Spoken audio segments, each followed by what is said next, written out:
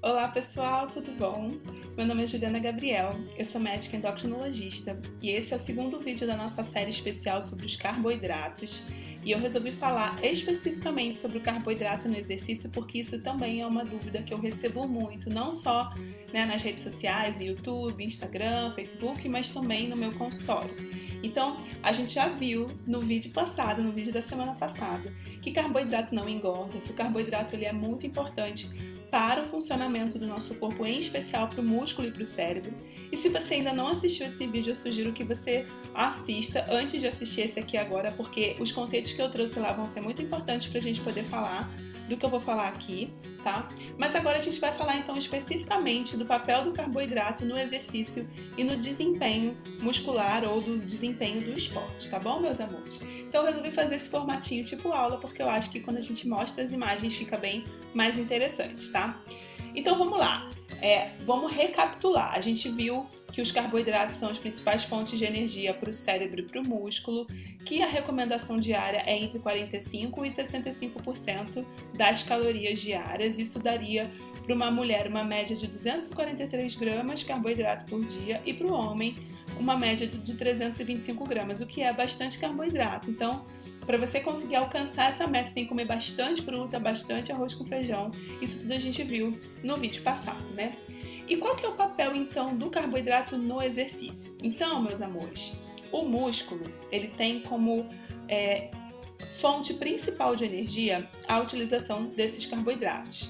E aqui eu vou trazer para vocês uma figura de um livro de fisiologia, tá? É um livro de fisiologia médica, mas eu vou tentar explicar para vocês então o que significa a figura desse livro, tá? Então nessa primeira figura a gente está observando o seguinte: na linha vermelha a gente vê como que funciona no corpo uma dieta rica em carboidratos. E na linha preta, o jejum ou uma dieta com gordura e proteína, que é a que está na moda ultimamente, tá? Então aqui seria a quantidade de glicogênio que tem dentro do músculo, e o glicogênio é o quanto que o músculo consegue fazer estoque de carboidrato dentro dele, se preparando para o momento do exercício. É interessante falar de glicogênio aqui, antes de eu explicar essas duas figuras, o seguinte, meus amores. Na verdade, uma dieta que tem a quantidade suficiente de carboidrato, ou seja, rica em carboidrato, eu não gosto desse termo, né? Mas suficiente em carboidrato, ela permite que o nosso músculo faça pequenos estoques de glicose ali dentro. Por quê? Porque quando a gente inicia um exercício, a primeira coisa que o músculo precisa é dessa energia rápida. E a gordura ela não é uma fonte rápida de energia, ela é uma fonte mais lenta. Então, até que o corpo consiga começar a quebrar a gordura e transformar isso em glicose para mandar para o músculo, isso demora um certo tempo. Então, o músculo ele precisa ter esse estoque de glicogênio, que é o, vamos dizer assim, nosso estoque de carboidrato dentro do músculo, para que ele consiga iniciar e fazer os primeiros momentos desse exercício, tá? E nessa figura ele coloca aqui que após 2 horas de exercício, a quantidade de glicogênio no músculo, quem tem uma dieta rica em carboidrato já parte de mais alta, e quem está em jejum ou dieta rica em proteína e gordura já parte de um lugar mais baixo, né? Essa quantidade ela cai muito. Mas olha que interessante, aqui são número de horas, então aqui seria mais ou menos um dia. Se você faz um dia de jejum, você depleta seu glicogênio muscular e depois você não recupera. Enquanto que com a dieta de proteína e gordura, essa recuperação é lenta, podendo chegar até 5 dias e ainda assim você não volta para o padrão inicial, porque você não está consumindo carboidrato. Já a dieta que tem carboidrato, você, em algumas horas, em menos de um dia, você já recupera grande parte dessa energia e você demora mais ou menos 48 horas para você recuperar tudo que você tinha antes. E a quantidade de glicogênio que tem dentro do músculo, ela fala muito sobre o quanto que esse músculo ele consegue suportar o exercício ou ele demora para entrar em exaustão. E aí a gente vai para essa segunda figura aqui, que eu não sei se vocês estão conseguindo ver meu mouse, mas aqui está mostrando o seguinte, meus amores. Uma dieta rica em carboidrato, aqui seria a duração do exercício, né, a percentagem de utilização desse carboidrato e de gordura e aqui a exaustão, tá? Então, a gente começa o exercício caindo esse carboidrato E aí, em algumas horas, entre 1 e 2 horas, se a dieta é rica em gordura, a pessoa já entra em exaustão, em cansaço. Eu até falei para vocês no vídeo passado o quanto que a fadiga pode ser causada aí pela falta do carboidrato, principalmente para quem pratica exercício, né? Numa dieta mista, você consegue, né, aumentar um pouquinho mais esse tempo em que você consegue continuar praticando exercício sem necessariamente levar à exaustão. E numa dieta com carboidrato, a exaustão ela vai demorar muito mais horas para aparecer, em torno de 4 horas. E olha que interessante, né? Aqui a gente tem o percentual de utilização de carboidrato e o percentual de utilização de gordura. Então a gente está vendo que quanto menos você começa a usar carboidrato, mais você começa a utilizar gordura. E aí a gente está vendo que mesmo uma dieta rica em carboidrato, você vai queimar gordura. No final do exercício você não está tão fadigado e você está queimando gordura do mesmo jeito. Enquanto que, é claro, né, a dieta rica em gordura você está usando muito mais gordura, ainda assim no início você vai usar a reserva de glicogênio, tá? Você está usando muito mais gordura, você começa a queimar gordura muito mais rápido, mas em compensação você entra em exaustão antes, então você não consegue continuar utilizando, você não consegue continuar treinando. Isso é muito interessante por 2 motivos, né? Primeiro, para emagrecimento. Então, para quem está praticando exercício do ponto de vista do emagrecimento, as pessoas acham que se elas comem um monte de carboidrato, elas não queimam gordura, e isso mostra que não é verdade. Segundo, do ponto de vista de performance. Então, se você pratica exercício esporte, porque você na verdade tem gente até que pratica e não gosta, e se sente muito cansado e não entende por quê, fica muito exaurido e isso pode ser uma das explicações. Mas se você pratica porque você gosta, você conseguir ficar mais tempo praticando é uma vantagem. Né? E aí, no caso, a falta do carboidrato pode impedir que você faça isso.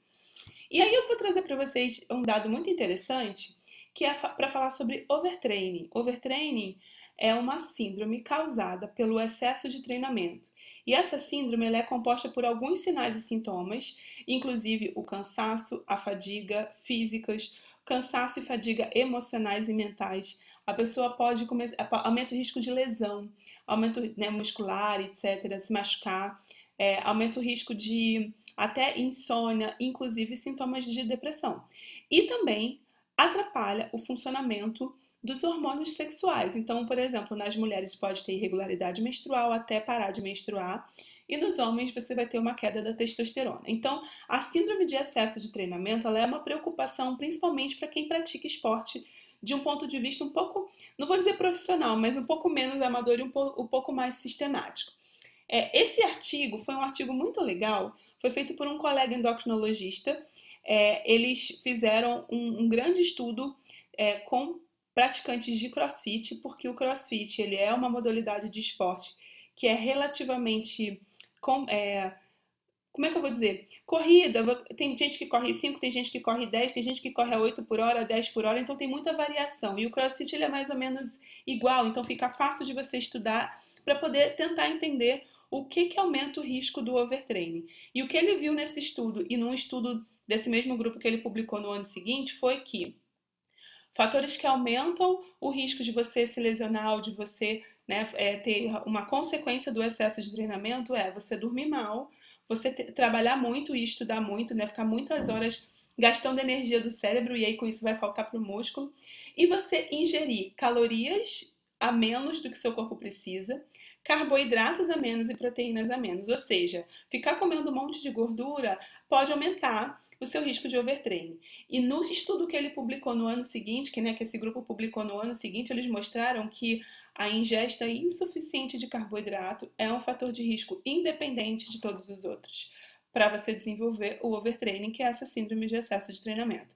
E esse é o medo de quem pratica esporte, né? Então, a dieta low carb ela é muito popular entre praticantes de CrossFit e treinos funcionais, né? Porque dizem que a pessoa fica mais seco, etc.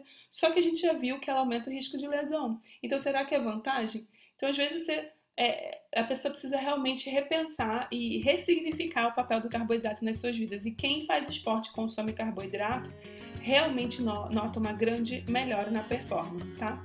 Então, para resumir, meus amores, o consumo de carboidrato ele é sim extremamente importante para praticantes de esporte, em especial para aqueles que desejam aumentar a massa muscular. E por que eu tô falando isso para vocês? Porque se o músculo não tem energia, ele não vai quebrar só gordura, ele vai quebrar proteína também.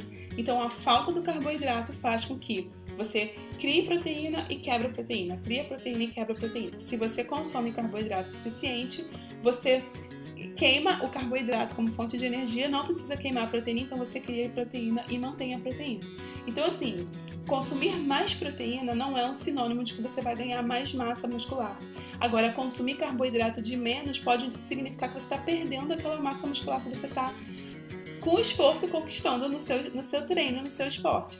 Então, resumindo, para quem quer aumento de massa muscular, você tem que ter uma ingesta de proteína adequada, nem de mais nem de menos, uma ingesta de gordura adequada, nem de mais nem de menos, e sim, uma ingesta de carboidratos adequada. Não entre nessa de cortar carboidrato, porque senão você pode estar lá malhando sem ter efeito e não sabe por quê.